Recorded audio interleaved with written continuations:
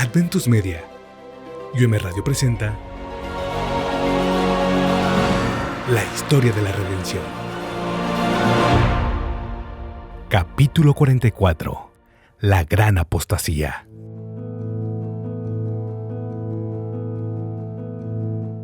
Cuando Jesús reveló a sus discípulos el destino de Jerusalén y las escenas relativas a su segundo advenimiento, predijo también la experiencia de su pueblo desde el momento cuando se separaría de ellos hasta su regreso con poder y gloria para librarlos. Desde el Monte de los Olivos, el Salvador contempló la tormenta que estaba por caer sobre la Iglesia apostólica, y al penetrar más profundamente en el futuro, su ojo distinguió la fiera y devastadora tempestad que azotaría a sus seguidores en las edades venideras de oscuridad y persecución. En pocas y breves palabras de terrible significado, predijo la porción que los gobernantes de este mundo asignarían a la Iglesia de Dios. Los seguidores de Cristo debían transitar la misma senda de humillación, reproche y sufrimiento que había recorrido su Maestro. La enemistad que se había manifestado hacia el Redentor del mundo se manifestaría también contra todos los que creyeran en su nombre. La historia de la Iglesia primitiva da testimonio del cumplimiento de las palabras del Salvador. Los poderes de la tierra y el infierno se coligaron contra Cristo en la persona de sus seguidores. El paganismo previó que si el Evangelio triunfaba, sus templos y altares serían barridos. Por lo tanto, reunió sus fuerzas para destruir a la cristiandad. Se encendieron los fuegos de la persecución, se expropiaron las posesiones de los cristianos y se les arrojó de sus hogares. Soportaron gran lucha y aflicción, experimentaron vituperios y azotes, y a más de esto prisiones y cárceles. Hebreos 11:36. Muchos de ellos sellaron su testimonio con su sangre. Los nobles y los esclavos, los ricos y los pobres, los eruditos y los ignorantes fueron igualmente asesinados sin misericordia. Vanos fueron los esfuerzos de Satanás para destruir a la Iglesia de Cristo por medio de la violencia. El gran conflicto en cuyo transcurso los discípulos de Jesús rindieron sus vidas no cesó porque estos fieles portaestandartes cayeron en sus puestos. Triunfaron por medio de la derrota. Los obreros de Dios fueron asesinados, pero su obra siguió firmemente adelante. El Evangelio se siguió esparciendo y el número de sus adherentes creció. Llegó a regiones inaccesibles, hasta las Águilas de Roma. Un cristiano que discutía con los gobernantes paganos que fomentaba la persecución dijo lo siguiente: «Podéis matarnos, torturarnos, condenarnos. Vuestra injusticia es la prueba de que somos inocentes. Vuestra crueldad no os servirá de nada». Era una poderosa invitación más para atraer a otros a su fe. Mientras más a menudo nos aplastáis, más rápidamente crece nuestro número. La sangre de los cristianos es una semilla. Miles fueron encarcelados y asesinados, pero otros surgieron para ocupar sus lugares.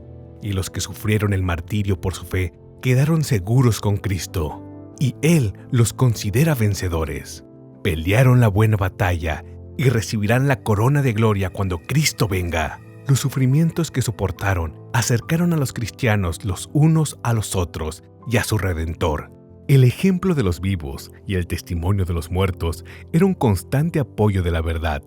Y donde menos se lo esperaba, los súbditos de Satanás abandonaban su servicio y se alistaban bajo la bandera de Cristo. Se transige con el paganismo.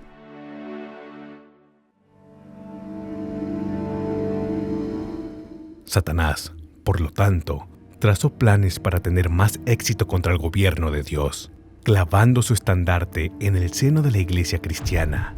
Si los seguidores de Cristo podían ser engañados e inducidos a desagradar a Dios, su fortaleza y su firmeza fallarían y serían una fácil presa para Él.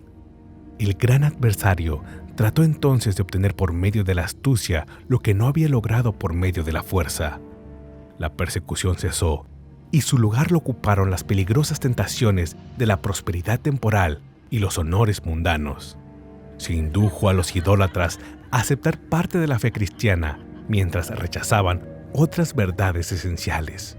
Profesaban aceptar a Jesús como Hijo de Dios y creer en su muerte y resurrección, pero no estaban convencidos de pecado y no sentían necesidad de arrepentirse ni de cambiar su corazón. Con algunas concesiones de su parte, propusieron que los cristianos también las hicieran para que todos se pudieran unir sobre la plataforma de la fe en Cristo. La Iglesia, entonces, se encontró en un terrible peligro.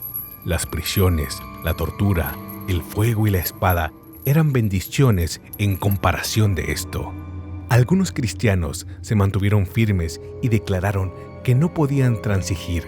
Otros razonaron que si cedían o modificaban alguna de las características de su fe y se unían con los que habían aceptado parcialmente el cristianismo, por ese medio se podría lograr su plena conversión. Fue un periodo de profunda angustia para los fieles seguidores de Cristo. Bajo el manto de un pretendido cristianismo, Satanás mismo se estaba insinuando en la Iglesia para corromper su fe y apartar las mentes de la palabra de la verdad. Por fin, la mayor parte de los cristianos rebajaron sus normas y se estableció una unión entre el cristianismo y el paganismo. Aunque los adoradores de ídolos profesaron estar convertidos y unidos con la Iglesia, seguían aferrados a su idolatría. Solo mudaron el objeto de su adoración a imágenes de Jesús e incluso de María y los santos. La inmunda levadura de la idolatría, introducida de este modo en la Iglesia, continuó su obra funesta. Doctrinas sin fundamentos, ritos supersticiosos y ceremonias idolátricas se incorporaron a su fe y su culto. A medida que los seguidores de Cristo se unían con los idólatras, la religión cristiana se corrompió y la Iglesia perdió su pureza y su poder. Hubo algunos, sin embargo, que no fueron desviados por esos engaños. Conservaron su fidelidad al autor de la verdad y solo adoraban a Dios. Siempre ha habido dos clases entre los que profesan ser seguidores de Cristo. Mientras una clase estudia la vida del Salvador y trata fervorosamente de corregir sus defectos y conformarse al modelo, otra descarta las verdades claras y prácticas que exponen sus errores. Aún en su mejor condición, la Iglesia no ha estado plenamente formada por los leales, puros y sinceros. Nuestro Salvador enseñó que los que se entregan voluntariamente al pecado no deben ser recibidos en la Iglesia. No obstante, Él relacionó consigo mismo a hombres de carácter defectuoso y les concedió los mismos beneficios de sus enseñanzas y su ejemplo, para que tuvieran la oportunidad de ver sus errores y corregirlos. Pero no hay comunión entre el príncipe de la luz y el príncipe de las tinieblas, y no la puede haber entre sus seguidores. Cuando los cristianos consistieron en unirse con los paganos semiconvertidos, se introdujeron en una senda que los apartaría más y más de la verdad. Satanás gozaba al ver que había tenido éxito en engañar a un tan gran número de seguidores de Cristo. Entonces, logró que su poder se manifestara más plenamente sobre ellos y los inspiró a perseguir a los que permanecían fieles a Dios. Nadie podía saber mejor cómo oponerse a la verdadera fe cristiana que los que habían sido sus defensores. Y esos cristianos apóstatas, unidos con compañeros semipaganos, se dedicaron a atacar los aspectos más esenciales de la doctrina de Cristo. Se necesitaba una lucha desesperada por parte de los que querían ser fieles para mantenerse firmes contra los engaños y abominaciones cubiertos de ropaje sacerdotal que se introdujeron en la Iglesia. No se aceptó la Biblia como norma de fe. La doctrina de la libertad religiosa fue calificada de herejía y sus sostenedores aborrecidos y proscriptos.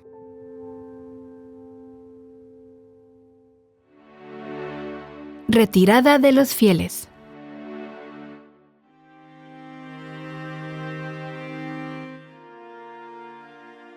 Después de un largo y severo conflicto, los pocos fieles decidieron separarse completamente de la Iglesia apóstata si ésta continuaba rehusando apartarse de la falsedad y la idolatría.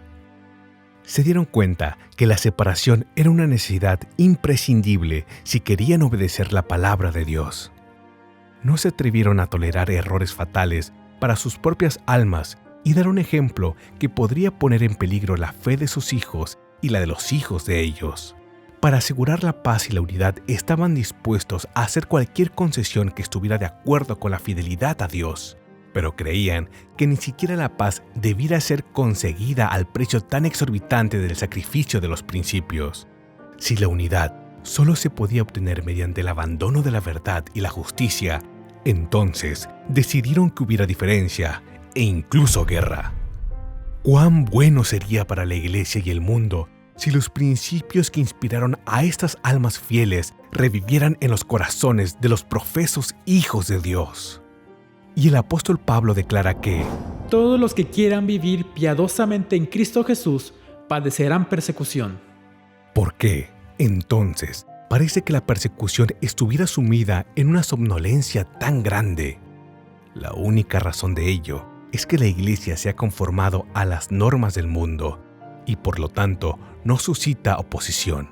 La religión corriente en nuestros días no participa de la naturaleza pura y santa que caracterizaba la fe cristiana en los días de Cristo y sus apóstoles, solo por causa de la actitud de transigencia con el pecado, porque las grandes verdades de la palabra de Dios se consideran con tanta indiferencia porque hay tan poca piedad vital en la Iglesia. El cristianismo es aparentemente tan popular en el mundo. Si hubiera un reavivamiento de la fe y el poder de la Iglesia primitiva, el espíritu de persecución se reavivaría y sus fuegos volverían a encenderse.